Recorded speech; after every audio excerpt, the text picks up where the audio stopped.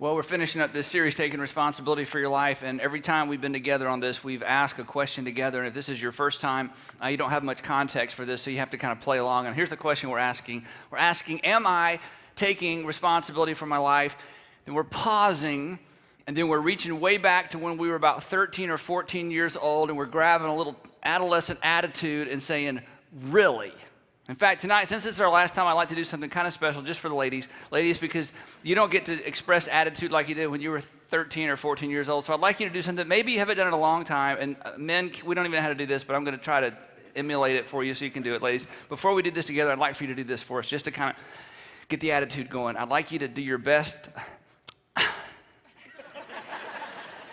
Okay, ready? On the count of three. One, just the ladies. 1, 2, 3.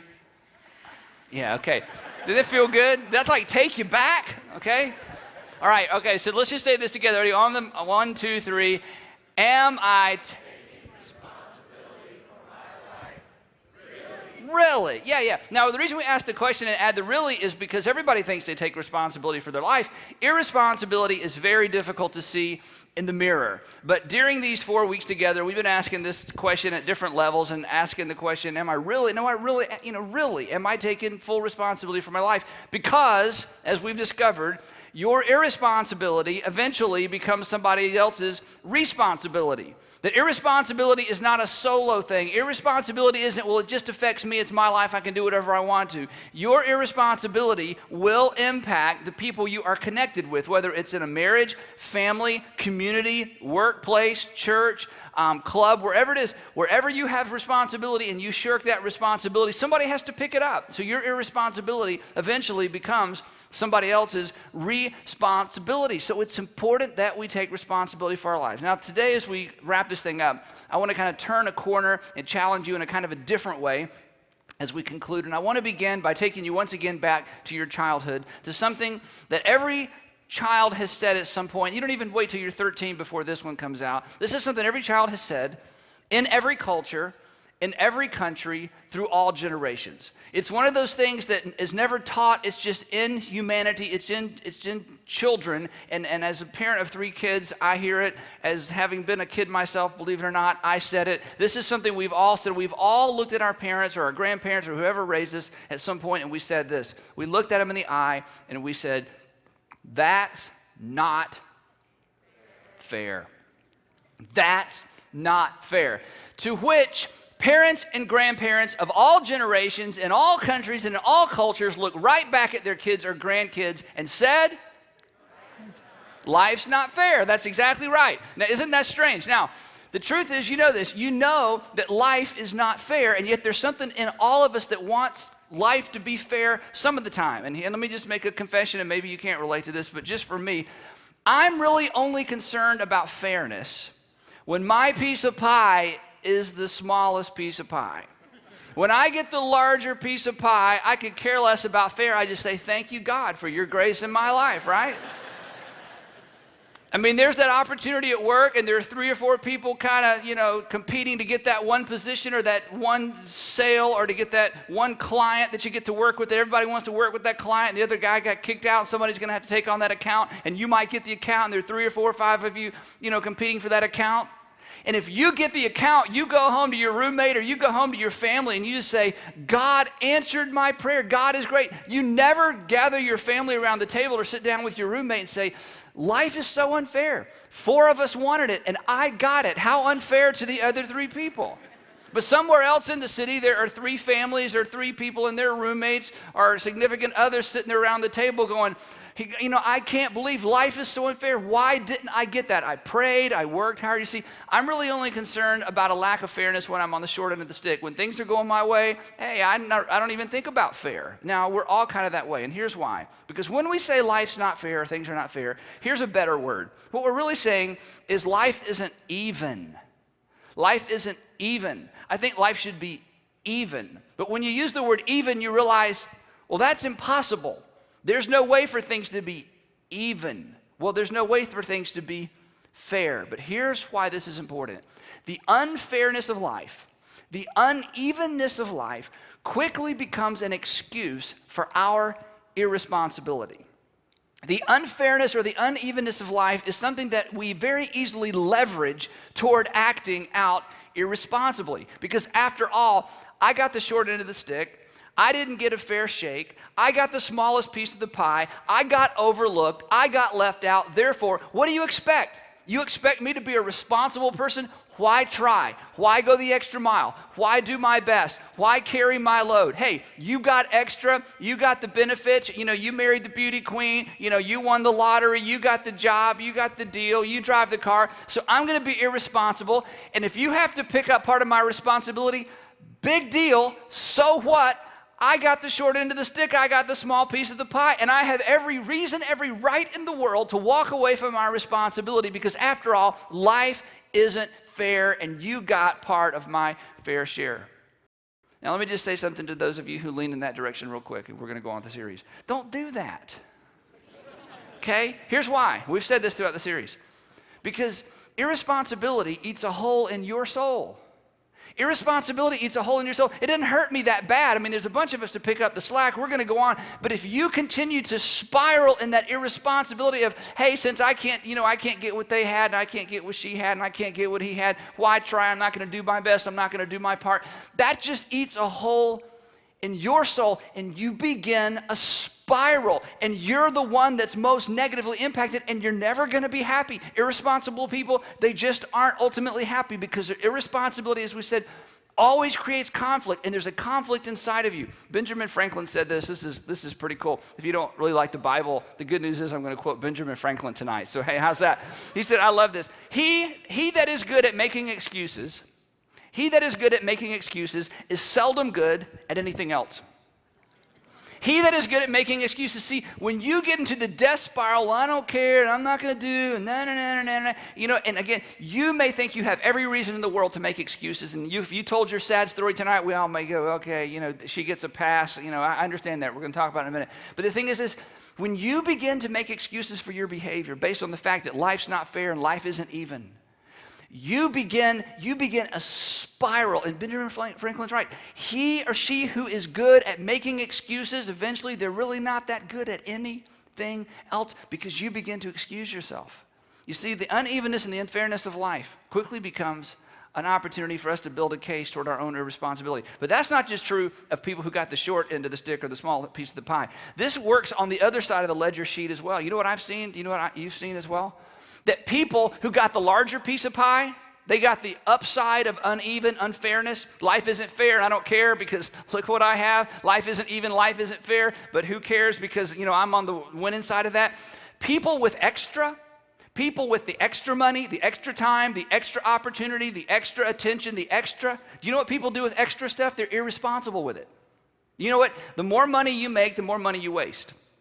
The more time you have, the more time you waste. The more of anything you have that you don't need, the more you waste. I'm only irresponsible with the things, generally speaking, that I have extra of. You see, life is unfair, life is uneven, and I'm on the winning side of that. And if I'm not careful, I will use my extra. I will use the benefit. I will use the fact that I've won. I will use the fact that I'm successful as an excuse to be irresponsible.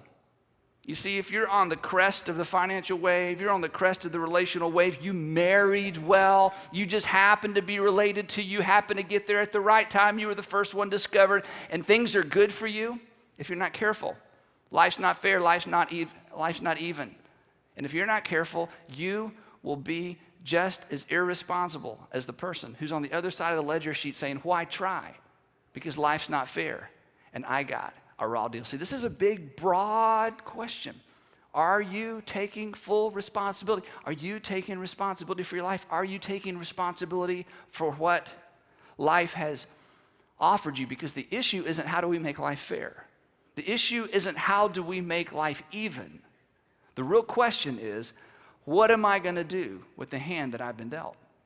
What am I going to do with the slice of the pie that I've been handed? What am I going to do with the opportunity that life/God has given me? That's really the issue.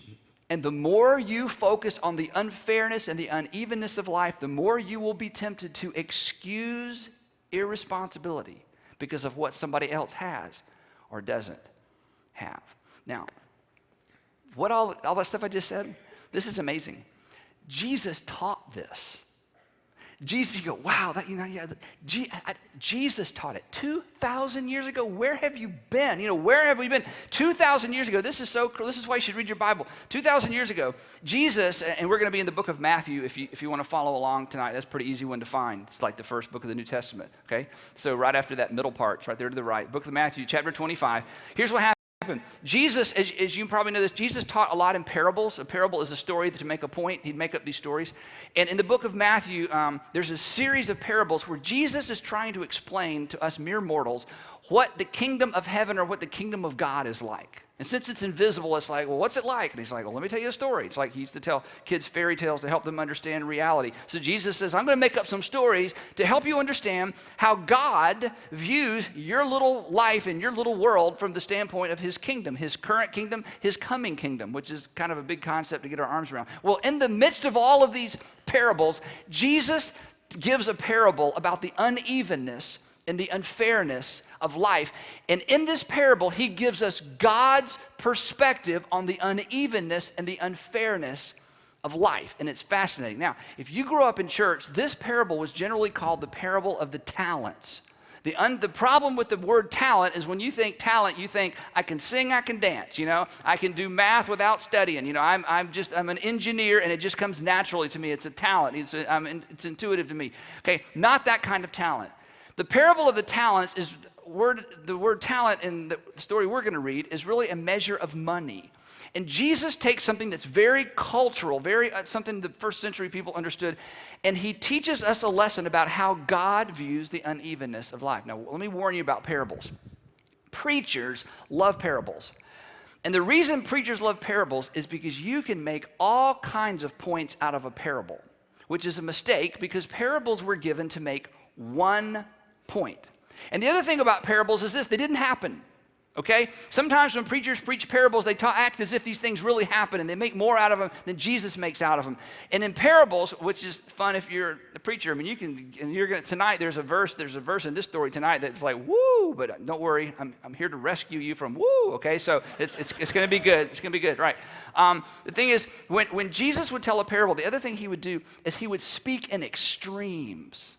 Because in these extremes, it was easy for him to make his point. One of the most famous parables is the parable of the prodigal son. You've heard that one? A young man went to his father and said, Father, I wish you were dead, but since you won't die, go ahead and give me my inheritance because I want to take it to a faraway city and live it all up and party it all away. Well, who would do that? Only somebody in a parable, okay? Nobody would really do that. In fact, in first century Jewish culture, it'd be like, right, we're about to have practice capital punishment within the family. You just wouldn't do that. But see, Jesus leveraged something that couldn't really happen, but within cultural, norms that people could understand. A man had 100 sheep and he lost one and he went after it. These extremes, okay? So he's about to tell a story to make a single point about how God, this is so huge, how God views the unevenness of life. And let me tell you about the end before we get there. At the end of the parable, God doesn't try to fix the unevenness and the unfairness of life. God wants us to learn to leverage it, okay? So let's look at this parable together. Matthew chapter 25, we're going to begin with verse 14, and we're right in the middle of a bunch of parables, so this little section begins with the word again. Again, because here we go again. It's a bunch of parables. Here's what he says. Matthew 25:14. Again, it is the kingdom of God, if you read the whole context. Again, the kingdom of God, or it, will be like a man going on a journey who called his servants, who were really slaves, but don't think Civil War slaves. Think in terms of first century slaves. They married slaves, they freed slaves. Sometimes slaves could earn their way out of slavery. Sometimes they became slaves because they owed the master money. So it's a little bit, less hostile environment. He called his servants and, big word, entrusted his wealth to them. All right? Big extreme story. I'm going to go on a journey. He invites 3 of his servants, trusted servants, and he decides to entrust all of his wealth to them. Now, that probably wouldn't totally ever happen, but again, this never really happened anyway. It's a parable Jesus is making up to tell a story. So the word entrust means this. This master is going to split up his wealth among 3 servants, and he's expecting those servants to do with his wealth what he would do if he were managing his own wealth. He's not giving them this wealth to protect or to guard. He's giving them this wealth to manage the way a money manager would manage somebody's wealth. Verse 15, to one, he gave 5 bags of gold. Now, the way you may have read this story a long time ago, it said he gave 5 talents. Well, a talent is a measurement of money. Now, what we don't know is this. A talent can be a measure of silver, or it can be a measure of gold. The writers and the editors of the New International Version decided to make it gold, so we'll just go with gold. A talent of gold was worth about 20 years of work for the average day laborer in this culture. To get a talent of gold would be like getting a 20-year payoff if you were a day laborer. So for our discussion, let's just decide that a talent of gold is worth about $300,000, okay? I think that's about $15,000 a year. So he gives to this first servant 5 talents of gold, to another 2 bags of gold, and to another 1 bag, and then he says this, each according to his ability. Now, this wasn't even, was it? He gave 1 5, he gave 1 2, and he gave 1 1. To which we say, wait a minute, that's not fair. To which Jesus would say, this didn't even really happen. I'm making this up. Take a deep breath. I'm trying to make a point. Oh, okay, it's just I'm making this up, all right? And by the way, what's not fair? Well, and this is important. Well, it's not fair they didn't get the same amount, but is it fair that someone who owns wealth can decide how he distributes it? Well, yeah. So it is fair, but it isn't fair. And one of the lessons in life is this. Everything is fair to someone. You can just think about that. Okay. Into verse 15. Then, after he distributed this wealth unevenly, he went on his journey. Verse 16. The man who had received 5 bags of gold, like $1.5 million, okay? The man who received 5 bags of gold went at once. He didn't waste any time and put his money to work. By putting his money to work, that meant that he went and traded this wealth for other things, I guess, of appreciating value, because the end of the verse says this, and gained 5 bags more. Why? Because he knew that's what his master was expecting of him. He said, I'm giving this to you to manage for me. This guy goes out and does with this wealth what he would envision his master doing, and he doubles the guy's money. Now, to which you say, well, I don't think you could do it that quick. It's a parable. He's making this up. Verse 17. So also the one with 2 bags of gold, $600,000, gained 2 more. So he goes out. Now that we find out later, the guy was gone a long time. But he goes out and he doubles the guy's money as well. Verse 18. But the man who received 1 bag went off, dug a hole in the ground, and hid his master's money. Now, at this point in the parable, Jesus' audience all went, ooh, why would anyone do that? No one would go out and dig a hole and put $300,000 worth of gold in a hole. I mean, even if you're just trying to keep the money safe, there are better ways to keep the money safe. Who would do that? Okay, to which Jesus had said, it's a parable, okay? All right, verse 19. After, and I can't really emphasize this enough, after a long time, you could say after a long, long time, long, long ago in a galaxy far, far away, after a long time, they're wondering if he's even going to come back. After a long time, the master of those servants returned, check this out, and settled accounts with them. Settled accounts meant he didn't expect them to bring the gold back and say, we guarded your gold. Settled accounts means he wanted to see what they did with his gold, because he expected them to manage his wealth the way he managed his wealth, and he wanted to see what kind of return they got on his money. They came to settle accounts. Now, verse 20, the man who had received 5 bags of gold brought the other 5. Master, he said, you entrusted, there's our word, you entrusted me with 5 bags of gold. See, I have gained 5 more. He couldn't wait for the master to get home. Verse 21, his master replied, well done, good and faithful servant. You have been faithful with, now here's where Jesus takes us down a different alley, because Jesus is always throwing in a wrench. He's always doing something surprising. You have been faithful with a few things. To which Jesus' audience went, excuse me, that wasn't a few things. That was like a lot of things, okay? 5 talents of gold. Jesus said, hey, just wait. Few things, but I will put you in charge of many things. Come and share your master's happiness. He says, you were faithful with a few things. A few is like more than half the guy's wealth. You were faithful with a few things. And since you were faithful with a few things, I am going to put you in charge of many. Great job.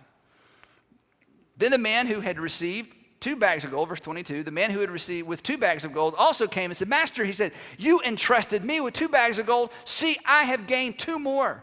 His master replied, well done, good and faithful servant. You have been faithful with a few things. Wait, time out. The guy with 5 bags says, wait, okay, you said mine was a few. Now you're saying his is a few. Just hold on. I will put you in charge of many. Wait, that's not fair, okay? Because see, I had 5 and went to 10. You put me in charge of many. He went from 2 to 4. You're going to put him in charge of many? That's not fair. That's not even. That's the point of the parable. Come and share your master's happiness. And now, at this point in the parable, if there was a soundtrack, the music would change, wouldn't it? Right? There'd be some dark, ominous kind of music. Because who's next? The guy with the 1 bag he's got dirt and mud all over himself because he went and dug that baby up because he heard his master was coming home. He's got in a box over here. And now, here's what you can't really appreciate of what happens next, okay? What happens next is a great illustration of first century whining. This is whining. Now, we can't hear his voice, but this is first century whining. And listen carefully, because as he begins to explain why he buried the money, he very subtly blames the master. This is what irresponsible people do. It's not my fault, somebody else's fault. I'm a whiner. I couldn't help it. Okay, here's what sorry if you're that way, I'm not being personal. Here's what he said. Verse 24, the man who had received 1 bag of gold came. Master, he said, I knew that you are a hard man. I knew that you're tough to work with. You're a hard bargainer. You're a tough business guy. Harvesting where you have not sown and gathering where you have not scattered seed. That is, you are a winner take all. You don't leave any crumbs on the table. When you go after something, you get it. You don't take no for an answer. You're a really tough guy to do business with. You're a hard charging, you're tough. You're difficult. You're intimidating. So I was afraid because of you. See, I'm about to tell you what I did with your gold, but let me tell you first of all, this is kind of your fault. All right? Because of the way you are. So, because of the way you are, I was afraid. A better word might even be nervous. I was afraid, middle of verse 25, and I went out and hid your gold in the ground. See, here is what belongs to you. Now, the reason there's no more than what you gave me is because it's your fault. Verse 26, his master doesn't buy it. His master replied, you wicked, lazy servant. Now, the word wicked can also be translated worthless, and I think that's a better translation because of what comes next and because he couples it with lazy. You worthless, lazy servant. In other words, the master is saying this. You didn't go bury that money because of something you think about me. You went and buried the money because you're lazy. You went and buried the money because you just didn't have enough time. You didn't even think it through. You just did the easiest thing. You took the easiest way out, and now that I'm back, you want to blame me for your own slothfulness and laziness? So you knew, middle of verse 26, so you knew that I harvest where I have not sown and gather where I have not scattered seed. In other words, he says, if you knew that I'm that difficult to deal with and that I'm looking for any kind of return I can get on my money, then you would have come up with a better plan than burying it. Verse 27, well then, if that's true, you should have put my money on deposit with the bankers so that when I returned, I would have received it back with interest. But oh no, you're too lazy to do even that. And then you want to blame me. See, Jesus, he was great, wasn't he? You're going, I can't imagine Jesus saying stuff like that. Well, it's a story. He's making this up to make a point, and his audience is like, whoa, get him. Now, here's another surprise, okay? You should read the Bible. Here's another surprise in the parable, verse 28. Now he says to his other servants, take the bag of gold from him and give it to the one who has 10 bags. Wait a minute, that's not fair. I guess that's the point, isn't it? Shouldn't we give it to the guy with the 4? Then he'll have the 2, then he'll have, 5 because he doubled, and then he'll have like half, isn't that fair? Give it to the guy that has the 10 bags, verse 29. For those, now check this out. I got to interpret this for you. This is so cool. For those who have will be given more, which means in this parable, for those who have been responsible with what they have will be given more. And they will have an abundance. As for those who do not have, those that were not responsible for what they did have, even what they have will be taken from them. Verse 30, now closing out the parable. Remember, we're still in a parable. Jesus isn't making a big pronouncement here. We're still in the parable, verse 30. And the master says to his other servants, and throw that worthless servant outside into the darkness where there will be weeping and gnashing of teeth. You gotta love gnashing. Gnashing, did it sound better? Gnashing of teeth, the gnashing of teeth. Now, preachers love this verse. Okay, let me tell you how preachers preach this verse. And my friend, friends, if you don't do this and that and this and that and this and that, you'll be thrown into hell fires where there's weeping and gnashing of teeth. Okay, that's not the point of this parable, all right? Listen, I could have made that worse. Weeping and gnashing of teeth, listen, this is important. Weeping and gnashing of teeth in the New Testament was a sign of frustration. In fact, if you look up all the different times where Jesus talks about weeping and gnashing of teeth, here's the situation. This guy was on the inner circle. He had, and pardon the pun, he had a golden opportunity, right? He had $300,000 or something close to that he could go out and manage for his master. And instead, he totally wasted the opportunity, and then he blamed the master. He was on the inner circle. And what this verse means is this: the master says, I want you to take the guy that was on the inner circle, and I want you to put him outside in the outer circle, where there is weeping and gnashing of teeth. Weeping and gnashing of teeth is a sign of frustration. It's when you make a really bad golf shot and you go, "Argh," okay? Your team does something boneheaded on Sunday afternoon. "Argh," you don't weep, but you gnash your teeth. It's a sign of frustration. In the book of Acts, when Stephen was being stoned, he was the first Christian martyr, it says that after he preached this really compelling, convicting sermon, that the people who stoned him, they gnashed their teeth. Well, they weren't in hell. They weren't in pain. They were just like, what do you do with that? So here's this guy who's had this incredible opportunity. He realizes he's blown it. He tried to blame his boss, and he's thrown out of the inner circle with all the people that are going, let's say it together. Yeah, they're just weeping and gnashing their teeth. And then Jesus goes on to the next parable. Now, what's his point? His point is this: everybody gets an uneven amount of opportunity. And everybody gets held accountable for what they do with it. And everybody has the privilege, everybody has the responsibility to somehow, someday, give an account for what they did with their uneven amount of opportunity. And this opportunity that we've all been given, different amounts for different amounts of time, because life's uneven and life's not fair, and God's not even trying to make it fair even. This uneven amount of opportunity isn't even ours. It's on loan to us. And our responsibility is to figure out how to leverage it to its maximum. And you know what? There are some people that have 5 bags of opportunity, and there's some people that have 1 bag of opportunity, and there's some people that have 2 bags of opportunity. And everybody listening to this message online or in the room falls into one of these categories. Now, I know some people like you do that they're 5-bag people. They got into the right schools. They were related to the right people. They were extraordinarily talented. Their talent was recognized in the world of finance, the world of music or art or entertainment. I mean, they married well.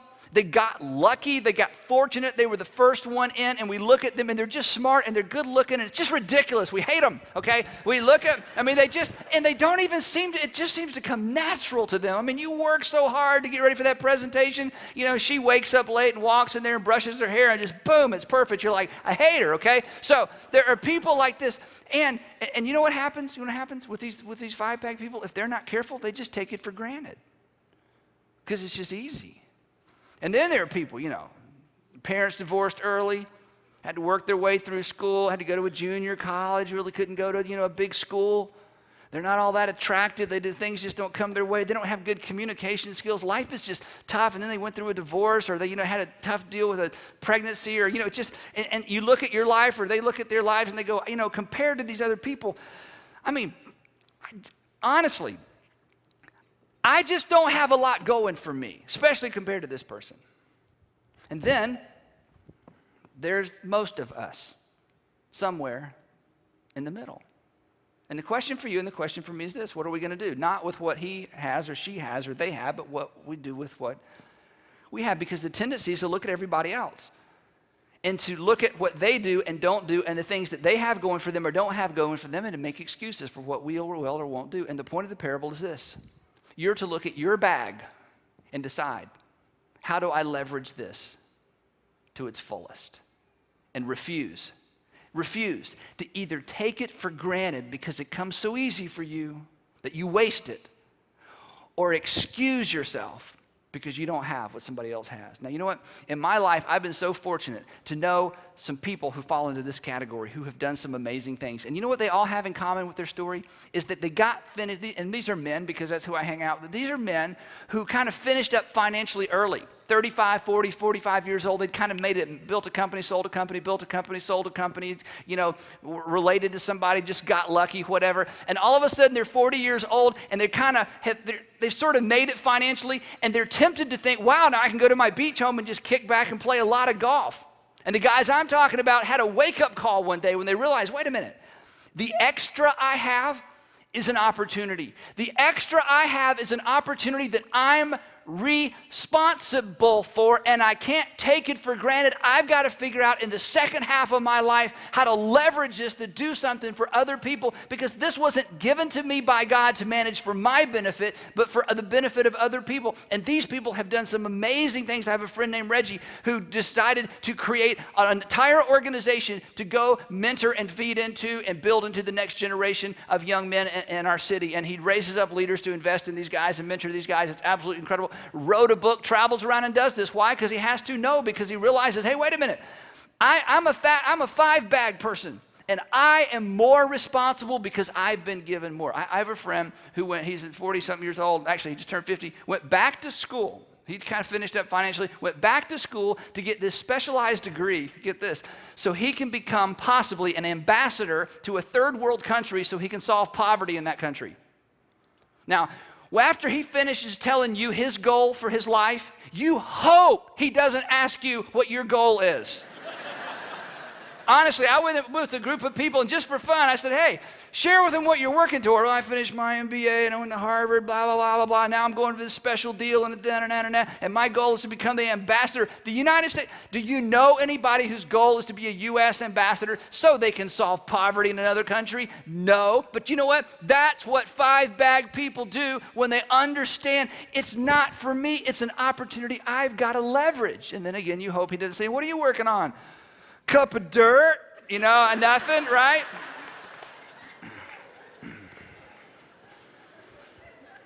I got a friend in this category.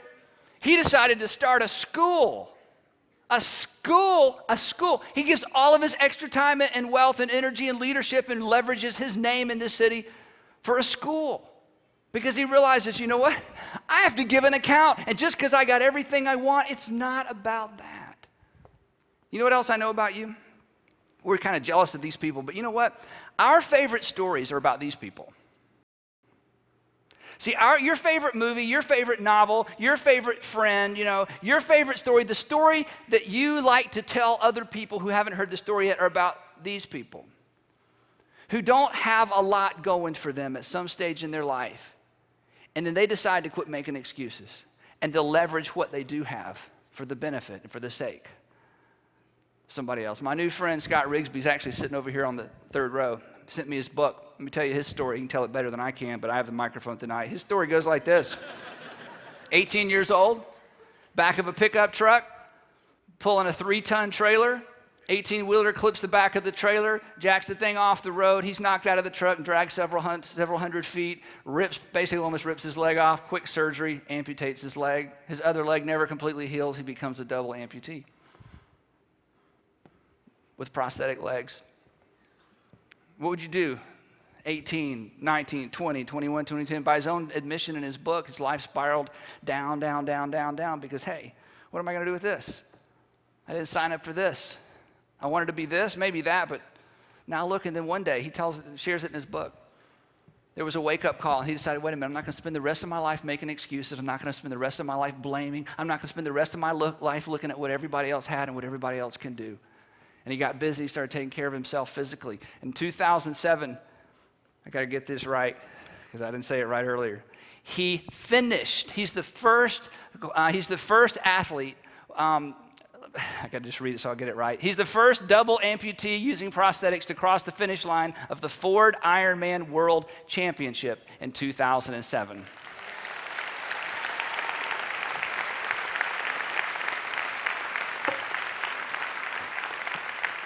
But that's not all. And then he decided, you know what, why not leverage my story and leverage my influence and leverage everything I've had happen to me and for me for the sake of other people. And now he spends his time working with war veterans who are dealing with the transition back into normal life, who've lost limbs in the 2 wars that we're fighting. Now that's pretty amazing, isn't it? I have another friend, Mario. Mario came to the United States with his sister. He was 13, she was 11. They left Cuba without their parents because their parents couldn't leave. He got to Miami. Somehow an uncle found him, took him in, and at 13 years old, and with his sister who was 11, he told me the story, he said, we would cry ourselves to sleep at night. We would just hold each other and cry ourselves to sleep at night. Didn't see his parents again until he was 35 or 30-something years old. And you look at a kid, now imagine the kid barely speaks English, comes from Cuba, met his uncle for the first time. I'm telling you, that's not a very good way to start out. That's one bag. But he decided not to make excuses. He got through high school, got into the University of Miami, excelled at the University of Miami, got a great job with a telecom company, did well, retired. I met him because he's on a board with me that works at a charity in North Fulton County, North Fulton Community Charities. He's the chairman of that board. And when I first met him, I could tell he was from Cuba. I said, Mario, tell me your story. And he told me this story, and I was just in tears. I thought, wow, here's a guy with every excuse to do nothing, but decided not to make excuses and has done an extraordinary thing. And the reason he serves in this community and the reason he serves in this charity is because he understands how people who don't have anything feel, because he was a one-bag person. And he understands the fear, that goes along with having very, very, very few options. And he's leveraging this season in his life to do something for other people. You see, that's what one-bag people do when they decide to quit making excuses. In fact, I asked Mario, I said, Mario, I just want to share like 45 seconds of your story with our church. Can I do that? He said, yes. And in that wonderful Cuban accent, he said, Andy, people can't look back. You don't look back. If you look back, you make excuses. You don't make excuses. You just have to move ahead with your life. I said, I'll tell them that you said that. And then there's us 2-bag people, right? We say, oh, that's not fair. They got like cool stories.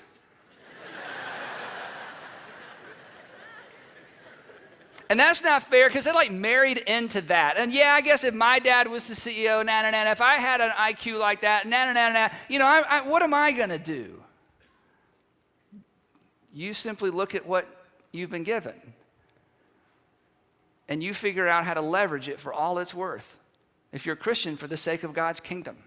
And even if you're not a Christian, for the sake of something bigger than yourself. Because yourself is too small for you to waste your entire life on. It just is.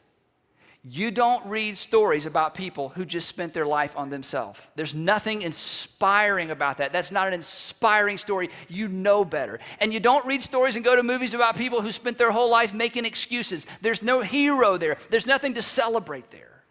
So the challenge for you and the challenge for me, us two bag people, is to decide, okay, how big's my pie and what can I do with it? What's the hand that I've been dealt? And to begin to realize that it's not even ours. That God has said, you know what? I'm not trying to be fair. I'm not trying to be even. Here's what you get to work with. You're 25 years old. You're in the city of Atlanta. You're single and you have an okay job. Now, what are you going to do with that? You're 32 years old and you're female and you thought you would have already been married with kids by now, but you're not. And you're in the city of Atlanta and you have a network of friends and you got a pretty good job. What are you going to do with that? You've been married 3 or 4 years, you don't have kids yet, you're dying to have kids, but you don't have kids. Okay, what are you going to do with that? And are you going to look around and gripe and complain and make excuses? Are you going to accept what is in your hands as coming from your Father in heaven and leverage it for the sake of something bigger than yourself? Because you just aren't, you're great, but you're just not worth committing and living your whole life for. That's just too small a thing. Don't do that. See, the most important verse in the parable is verse 19 that says this.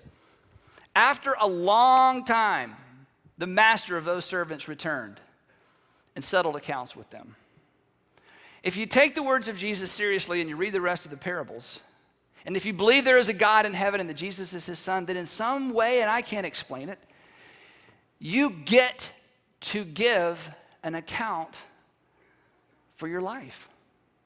And it can be an awesome thing as depicted in the parable.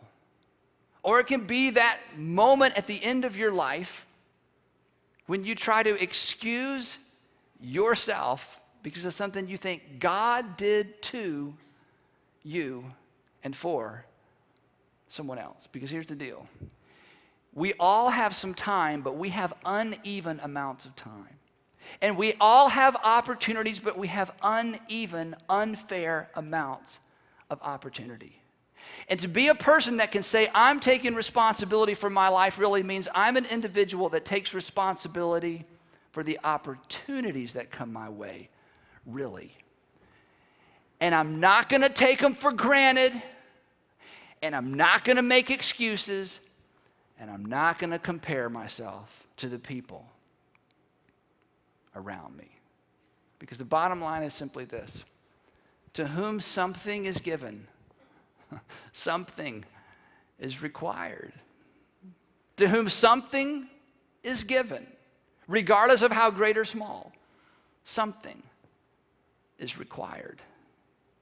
And it's when we embrace that, and when we embrace it through the lens of a God who loves us, who is cheering for us, who has empowered us, and who has given us these opportunities, that we begin to be serious about taking full responsibility for our lives, really.